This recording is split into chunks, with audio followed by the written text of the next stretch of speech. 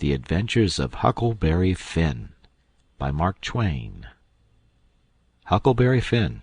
Scene: the Mississippi Valley. Time: 40 to 50 years ago. Chapter 1. You don't know about me without you've read a book by the name of The Adventures of Tom Sawyer.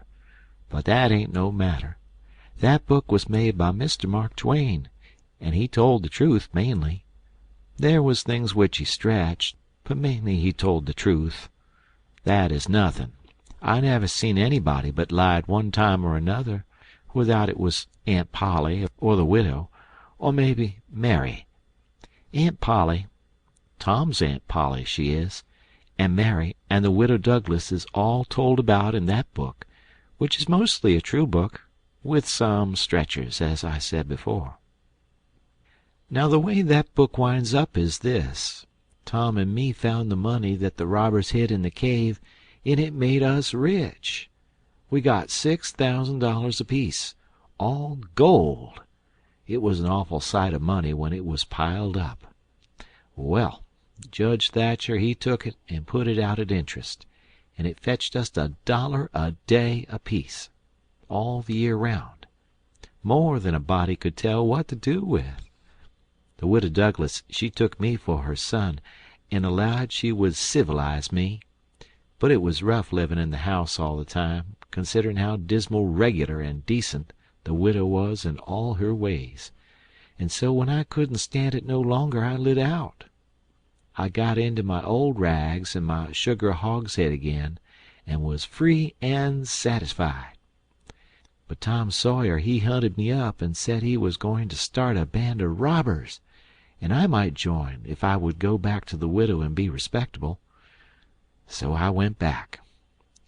The widow she cried over me, called me a poor lost lamb, and she called me a lot of other names too, but she never meant no harm by it. She put me in them new clothes again, and I couldn't do nothin' but sweat and feel all cramped up. Well, then, the old thing commenced again. The widow rung a bell for supper, and you had to come to time. When you got to the table you couldn't go right to eatin', but you had to wait for the widow to tuck down her head and grumble a little over the victuals, though there warn't really anything the matter with 'em.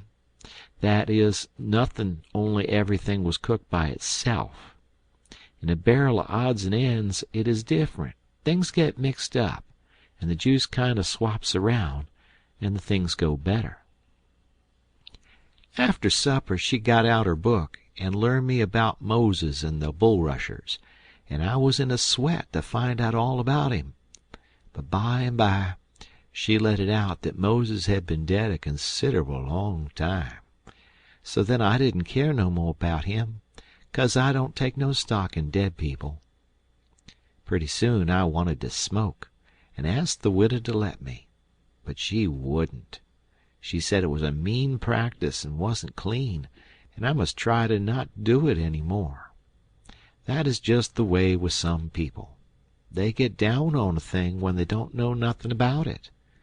Here she was bothering about Moses, which was no kin to her, and no use to anybody, being gone, you see, yet finding a power of fault with me for doing a thing that had some good in it.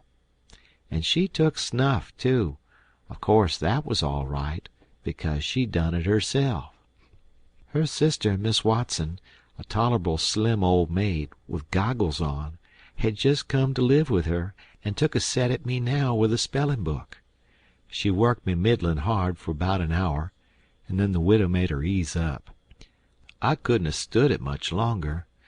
Then for an hour it was deadly dull, and I was fidgety. Miss Watson would say, "Don't put your feet up there, Huckleberry," and "Don't scrunch up like that, Huckleberry. Set up straight." And pretty soon she would say, "Don't gap and stretch like that, Huckleberry. Why don't you try to behave?" Then she told me all about the bad place, and I said I wished I was there. She got mad then, but I didn't mean no harm. All I wanted was to go somewheres. All I wanted was a change. I warn't particular. She said it was wicked to say what I said she wouldn't say it for the whole world. She was going to live so as to go to the good place. Well, I couldn't see no advantage in going where she was going, so I made up my mind I wouldn't try for it.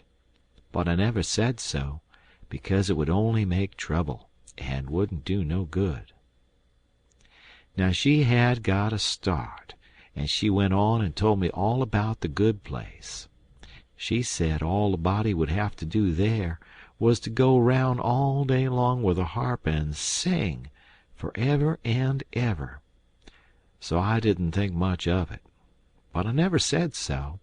I asked her if she reckoned Tom Sawyer would go there, and she said not by a considerable sight. I was glad about that, because I wanted him and me to be together. Miss Watson, she kept pecking at me, and it got tiresome and lonesome. By and by they fetched the niggers in and had prayers, and then everybody was off to bed. I went up to my room with a piece of candle and put it on the table. Then I sat down in a chair by the window and tried to think of something cheerful, but it warn't no use. I felt so lonesome I most wished I was dead. The stars were shining, and the leaves rustled in the woods ever so mournful, and I heard an owl away off hoo-hooing about somebody that was dead, and a whippoorwill and a dog crying about somebody that was going to die, and the wind was trying to whisper something to me, and I couldn't make out what it was, and so it made the cold shivers run all over me. Then away out in the woods I heard that kind of a sound that a ghost makes when it wants to tell about something that's on its mind and can't make itself understood, and so can't rest easy in its grave, and has to go about that way every night grieving. I got so downhearted and scared I did wish I had some company. Pretty soon a spider went crawling up my shoulder, and I flipped it off, and it lit in the candle, and before I could budge it was all shriveled up. I didn't need anybody to tell me that that was an awful bad sign and would fetch me some bad luck, so I was scared and most shook the clothes off of me.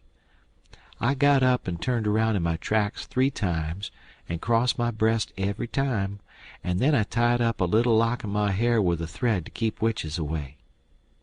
But I hadn't no confidence. You do that when you've lost a horseshoe that you found, instead of nailing it over the door. But I hadn't ever heard of anybody say it was any way to keep off bad luck when you killed a spider. I set down again, a-shaking all over, and got out my pipe for a smoke, for the house was all as still as death now, and so the widow wouldn't know. Well, after a long time I heard the clock away off in the town go boom, boom, boom, 12 licks, and all still again, stiller than ever. Pretty soon I heard a twig snap down in the dark amongst the trees. Something was a-stirring. I set still and listened. Directly I could just barely hear a meow, meow down there. That was good. Says I, meow, meow, as soft as I could. And then I put out the light and scrambled out of the window onto the shed. Then I slipped down to the ground and crawled in among the trees, and sure enough, there was Tom Sawyer waiting for me. End of chapter.